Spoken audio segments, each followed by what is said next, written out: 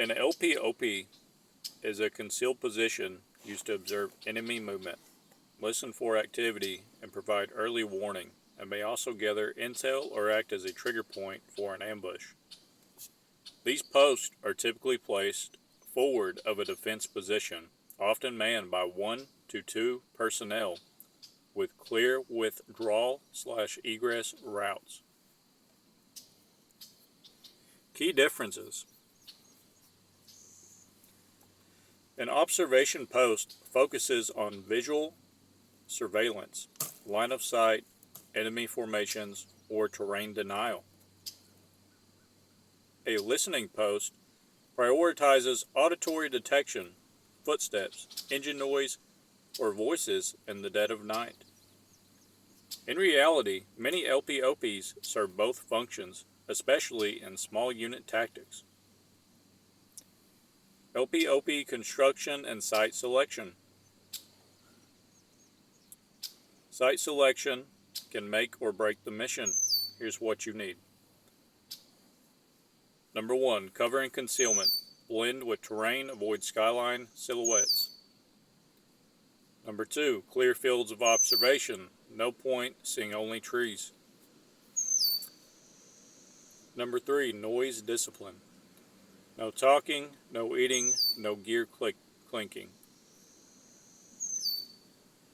Number 4, escape route. Always know how to fall back safely. Number 5, all-weather viability. LPOPs must endure rain, cold, or darkness.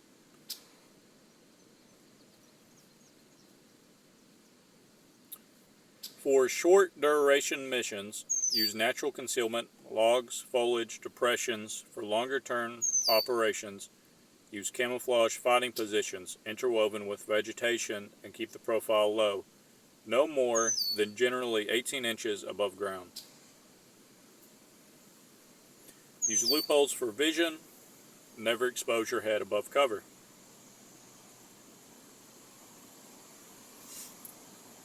Communications and reporting. An LPOP is only useful if it can report what it sees and hears.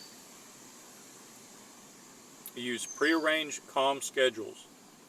Implements a PACE plan, primary, alternate, contingency, emergency methods. SITREP format, size, activity, location, time, and equipment. An example would be 4 personnel, walking column, moving east along MSR grid 123456, time 0215, carrying long rifles. Day versus night LPOP operations. Daytime LPOPs rely heavily on visual concealment and overlapping observation arcs.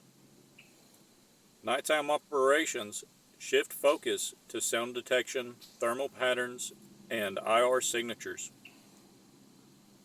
Some things to avoid would be silhouetting yourself against the skyline, using visible light, staring into white light sources before scanning darkness. Things to use: NVGs, passive infrared, with no emittance. Sound discipline, short-timed observation cycles to reduce fatigue.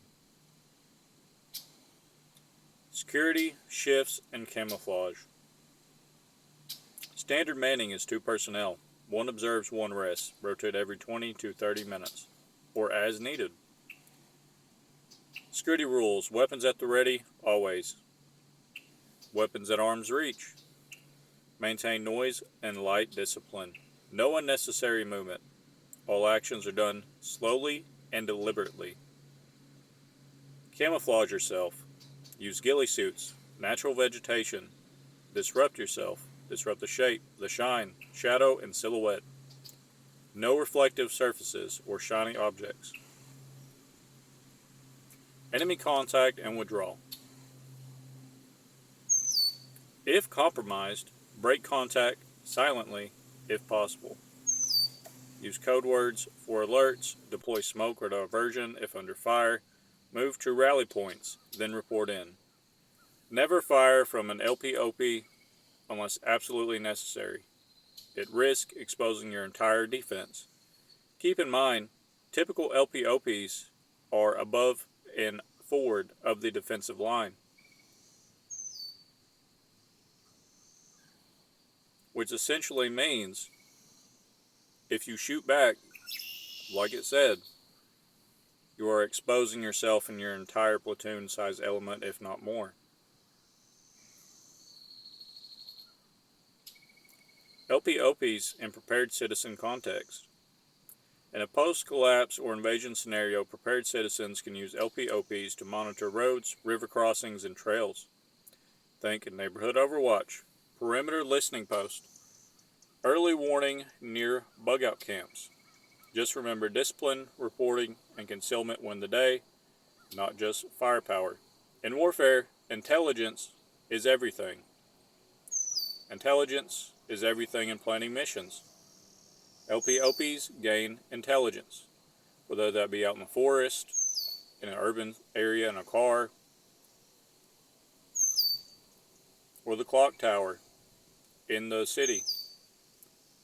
They gain intelligence using the PACE plan, and implementing the PACE plans correctly will give you a leg up on the opposition.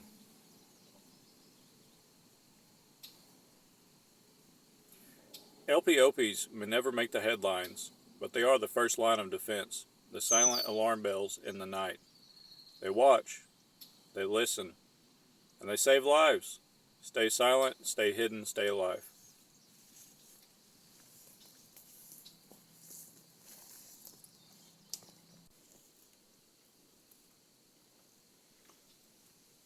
Alright guys, I'm kind of going off script now.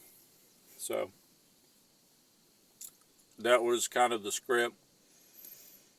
I thought it was pretty good. Little more free ball right here. So some things that I seen that, or some things I was trained in that I didn't really agree with.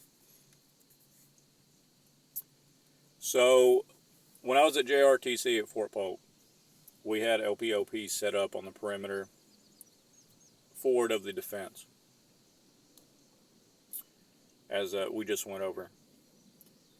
And one of the instructors got mad because we seen opposition and started firing at the opposition, and they got mad that we reacted.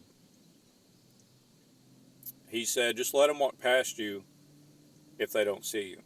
Now, in a context of out in the desert and you're in like a hole and you have good overhead cover, I could 100% understand that, or like camo netting or something, or if you were in an open field but the grass was really tall and they walked right past you, okay, I get that.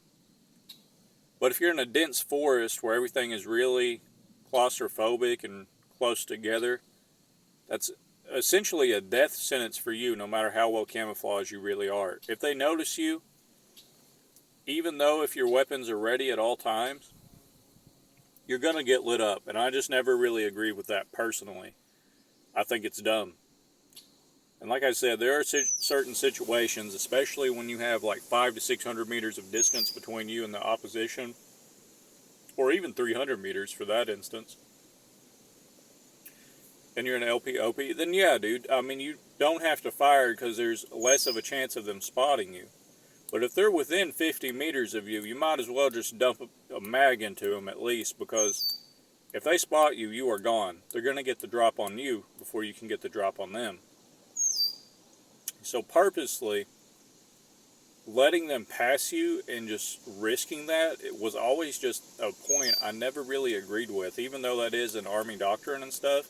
That's like you're the sacrificial lamb. And especially in a prepared citizen context, if there were tanks in the streets or foreign invasion or something, that is just, that is a no-go. You only have a very, very limited people of actual warriors to get out there and conduct these operations, these guerrilla operations, and do business. Going back to that story, I actually argued with the instructor about that. I said, well, if they pass us, and then our defensive line kicks in and starts firing off the machine guns like the SAW and the 240 Bravo, it's going to go right through the tree and it's going to eat the LPOPs. And he said, well, it's up to the gunners to know where the LPOPs are. And all I could think is, we're very well hidden and concealed in these positions. We're right in front of our defensive line, 50 to 100 meters, maybe 200 meters max, all spread out across this field where the enemy's coming. And if we let them pass us, and the defensive line started talking with their machine guns, or even just firing in general, even with semi-auto platforms, we're